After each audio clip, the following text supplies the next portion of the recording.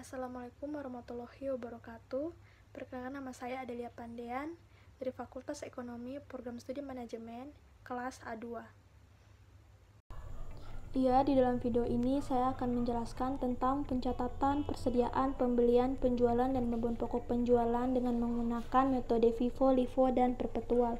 Langsung saja masuk dalam pembahasan metode FIFO. Yang pertama, pada tanggal 3 April, masuk persediaan awal dengan kuantitas 25, biaya per unit 1.200.000 dan jumlah biaya 30 juta. Lalu saya tulis kembali pada akun persediaan saya pada kolom berikutnya dengan kuantitas, biaya, dan jumlah biaya yang sama. Selanjutnya pada tanggal 8 April, pada akun pembelian masuk kuantitas 75, biaya per unit 1.240.000 dan jumlah biaya 93 juta. Saya tulis pada akun persediaan saya karena akun persediaan saya bertambah. Kemudian pada tanggal 11 April ada masuk penjualan sebesar 40. Jadi saya menggunakan persediaan awal saya, sehingga 40 dikurangi persediaan awal saya 25, tersisa 15. Maka saya catat pada akun beban pokok penjualan saya. Jadi pada saat kuantitas saya tersisa 15, maka saya menggunakan persediaan kedua saya, yaitu dengan kuantitas 75. Jadi 75 dikurangi 15, maka persediaan saya berikutnya tersisa 60. Selanjutnya, pada tanggal 30 April ada masuk penjualan 30. Maka saya menggunakan persediaan saya yang tersisa 60. Jadi 60 dikurangi 30, maka persediaan saya berikutnya tersisa 30. Lalu saya catat ulang pada akun persediaan. Selanjutnya, pada tanggal 8 Mei ada masuk pembelian dengan kuantitas 60, biaya 1.260.000 dengan jumlah biaya 75.600.000. Maka saya catat ulang pada akun persediaan dengan kuantitas, biaya, dan jumlah biaya yang sama. Selanjutnya pada tanggal 10 Mei ada masuk penjualan dengan kuantitas 50. Maka saya menggunakan persediaan saya yang tersisa 30. Jadi saya catat pada beban pokok penjualan 50, 30 dikurangi 50, maka beban pokok saya tersisa 20. Selanjutnya saya menggunakan persediaan saya yang 60, maka 60 dikurangi 20, persediaan saya yang berikutnya tersisa 40. Selanjutnya pada tanggal 19 Mei ada masuk penjualan 20.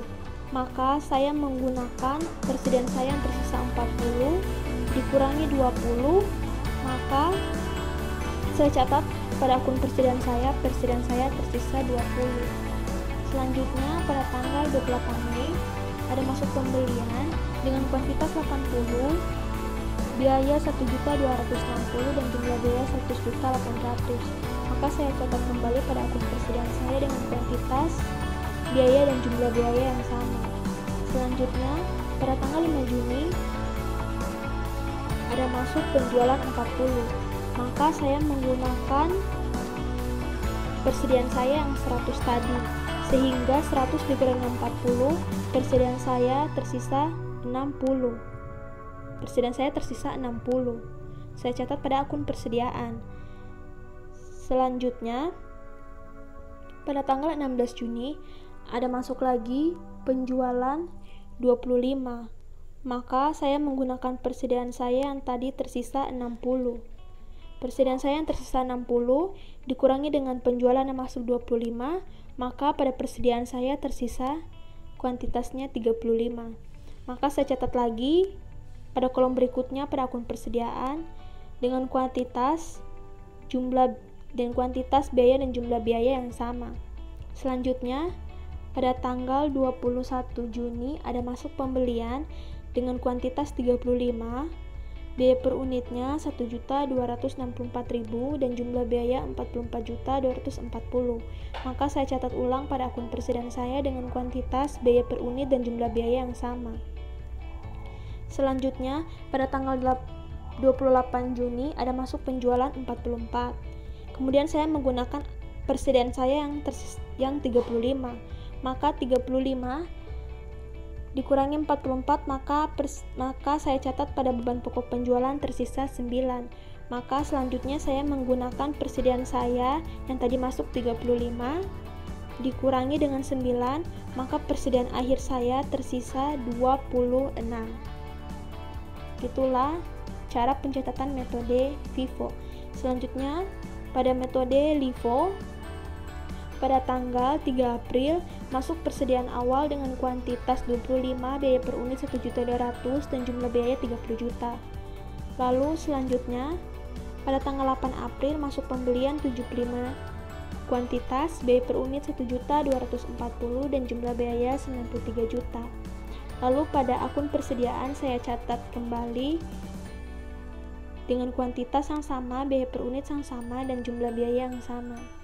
Selanjutnya pada tanggal 11 April ada masuk beban pokok penjualan dengan jumlah unitnya 40, maka saya menggunakan persediaan saya yang 75, jadi dikurangi 40 maka tersisa 35. Selanjutnya persediaan saya turunkan yang 25 pada akun persediaan yang berikutnya. Selanjutnya pada tanggal 30 April ada masuk penjualan 30. Saya catat pada akun beban pokok penjualan dan kuantitas 30. Kemudian saya menggunakan persediaan saya yang tersisa 25 sehingga pada persediaan saya sisa 5. Selanjutnya pada tanggal 8 Mei ada masuk pembelian 60 dengan biaya per unit 1.260.000 dan jumlah biaya 75.600.000. Maka saya catat kembali pada akun persediaan dengan kuantitas, biaya dan jumlah biaya yang sama. Selanjutnya pada tanggal 10 Mei ada masuk penjualan 50, maka saya menggunakan selanjutnya masuk pada metode rata-rata. Pada tanggal 3 April masuk persediaan saya yang awal dengan kuantitas 25, biaya per unit 1.200.000 dan jumlah biaya 30 juta. Berikutnya pada tanggal 8 April masuk kuantitas 75, biaya per unit 1.240.000 dan jumlah biaya 93 juta. Kemudian pada persediaan saya catat kuantitas 100, itu dari persediaan awal saya yang 25 ditambah dengan pembelian 75 sehingga di persediaan saya catat 100. Selanjutnya pada tanggal 11 April ada masuk penjualan, maka saya catat pada akun beban pokok penjualan dengan kuantitas 40. Maka saya menggunakan persediaan awal saya jadi 100. Saya ada masuk penjualan 40, maka 100 dikurangi 40 sisa 60. Maka persediaan saya catat pada akun persediaan tersisa 60. Selanjutnya pada tanggal 30 April ada masuk penjualan 30, maka saya catat pada beban pokok penjualan. Lalu saya menggunakan persediaan saya yang tersisa 60 sehingga kuantitas yang 30 tadi dikurangi dengan akun persediaan saya 60. Jadi 60 dikurangi 30, maka persediaan saya yang berikutnya tersisa 30. Selanjutnya pada tanggal 8 Mei ada masuk pembelian 60, maka saya catat pada akun persediaan saya ada 90 karena persediaan awal saya ada 30 dan masuk pembelian 60, maka saya catat pada akun persediaan 90 dan seterusnya. Selanjutnya kita masuk ke dalam menghitung jumlah penjualan dan jumlah beban pokok penjualan dalam periode metode FIFO, LIFO, dan rata-rata. Tadi jumlah penjualan pada FIFO adalah kuantitas 249. Pada LIFO jumlah penjualannya juga sama 249 dan rata-rata juga jumlah penjualannya 249. Maka jumlah beban pokok penjualan dari metode FIFO adalah 310.776.000. Kemudian di LIFO Jumlah beban pokok penjualannya adalah 312.080.000 dan pada rata-rata jumlah beban pokok penjualannya adalah 310.854.000. Selanjutnya kita masuk pada ayat jurnal. Yang pertama, pada 11 April ada akun keterangan piutang dengan debit 2 juta, kredit 2 juta, penjualan beban pokok penjualan 8 juta dan persediaan 80 juta.